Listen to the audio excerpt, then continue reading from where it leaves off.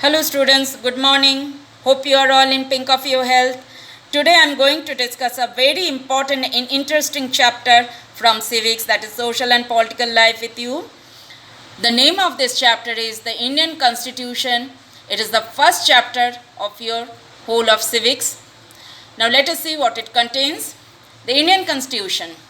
I have divided this whole chapter under 5 heads. You can see I have written for you. Apart from the introduction, the other 4 are: what is constitution, why does a country need a constitution, several purposes of constitution, and the key features of constitution. Constitution is a very common word, and we have heard it, we hear it every day from our newspaper, from our various medias during voting times, and other medias also. Now, theoretically, what does it mean? What is constitution? A constitution is a set of written rules and principles that are accepted by all the living people in the country. See, I have highlighted this part, set of written rules and principles. Means whatever rules and principles and regulations that are set for the country or the people of this country, that should be in a written form. And that are accepted by whom? By all the people in the country. Thus, it is the basic principles and law of nation or state of a group. We can say US Constitution, we can say Indian Constitution, etc. And if while we are talking about nation, state or group, we are definitely talking about a society. Now, what is society? Society has a constitutive rules that make it differentiate it from other kind of society. In large society in which different communities of people live together. In large societies there are different communities. We know that various community people live together. Thus there should be a control, there may be a chaos. So there should be a proper rules and principles and regulation to make a control over this whole of different communities of people living together. So thus constitutive rules are formulated through consensus, is available in written form, which we call constitution. What is consensus means over here? It is the agreement. Now, need of constitution. Why does a country need a constitution?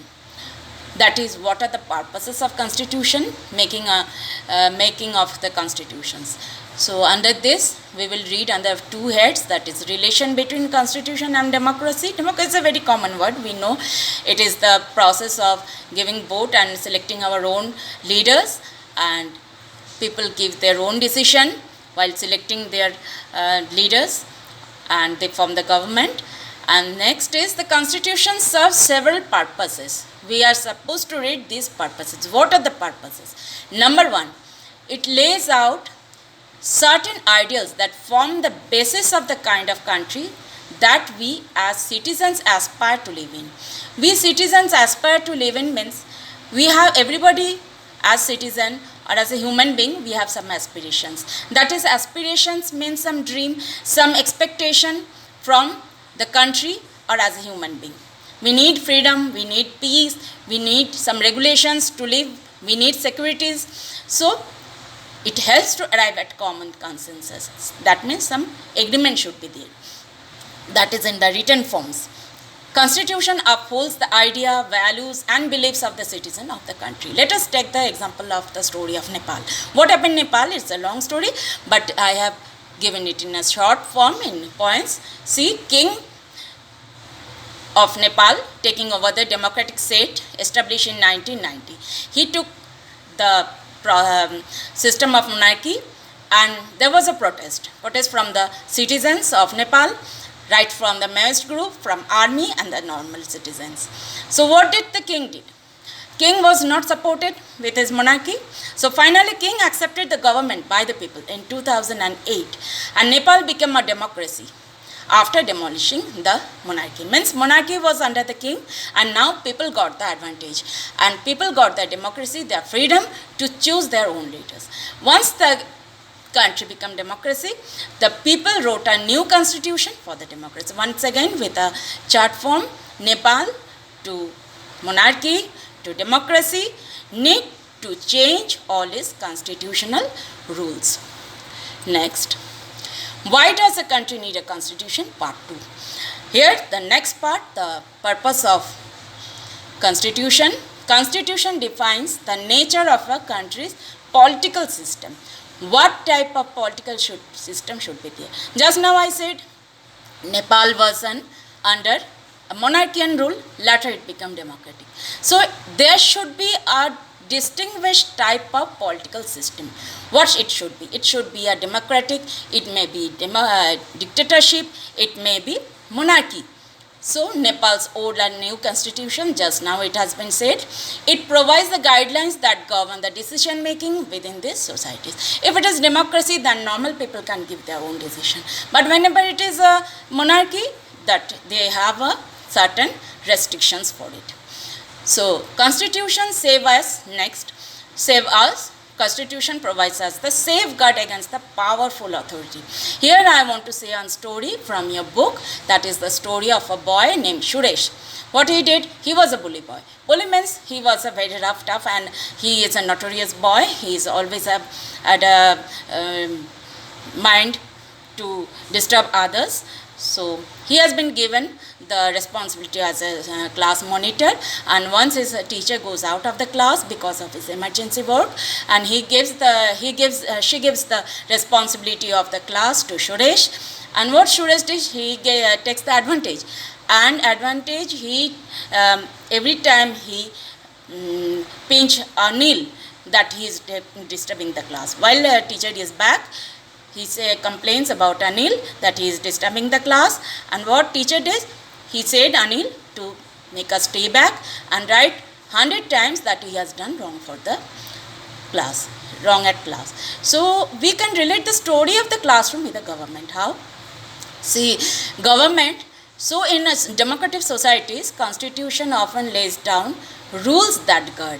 There is always a possibility that the leaders might misuse their authority, and constitution provides safeguard against this. See, Suresh here is a bad boy, and he is taking the advantage, or he is misusing this authority, that is power, of being a class monitor, because himself is bad. Like this way, many of the political leaders might misuse their authority coming to power. So for this, constitution provides the safeguard against this. Next is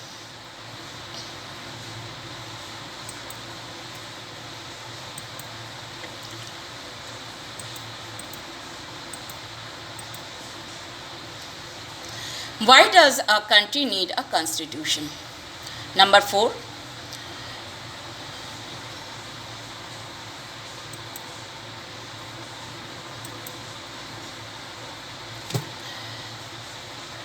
Let us take a story example from a book. Constitution ensures that a dominant group does not use its power against less powerful people or group. Let us take an example from a book. What example? Here is the games period is going on, and teacher is in problem to take the decision, because girls want to play basket and boys want to play cricket. So teacher, what she does, she at that moment she want to come out of the problem, and she wants a vote, show of the hands. And what happened, boys are in majority, so boys win. So it has been, decision has been taken that the boys will play the cricket and the games period will be having the cricket. So what happened, girls are in minority, so they are suffering because of their minority group. This time what happens, girls lost. If this happens every time, the girls will have less interest in the games period, because gradually they are been found that they are finding themselves that they are being dominated by the majority, that is the boys group. So explanation over here is, majority should not exclude the interest of the minorities. If this thing happens in your class, that every time girls are being dominated by the boys, that they whatever boys want to play, they will play in the games period. Often the girls will say we are not interested for the games period, because whatever boys want, they only play that, and we don't get a chance to play our game. So this thing may happen in our society also, in our city also, in our country also. The tyranny of the majority should be checked. That is the cruelty. What is the kind of word here? It is the cruelty. So religious dominance, I have given one example over here. Minority are dominated by the majority. It should not happen, because if I take the Hindus as majority group over here and the Muslims or Sikh as a minority, one should not dominate that group. It may be intercommunity, it may be intercommunity. Intercommunity means one can refer one community dominating the other, and the inter means one community dominating others within the same community. And the fifth one is constitution save us from ourselves. That is, at time we might take some decision over an issue that might go against our largest interest. That is, example, one may wish for dictatorship, been frustrated over the political parties, but in long run it is against our decision. See, I am taking here the story of Sabnam that is given in your book as an example. She is in a fix, she has to take a decision. She is left with 2 chapters to revise as she is having test next day, but her favorite program is also going on the TV. Now on this confusion, decision was taken that no one will watch the TV. So sometimes it happens that because when frustrated from one party or political parties or what going wrong or misuses of the political party powers, one may get frustrated, but one should not lose hope over the democracy or over the constitution.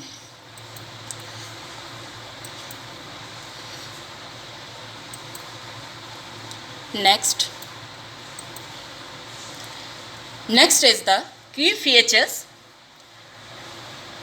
of Indian Constitution that I am coming up in the next video.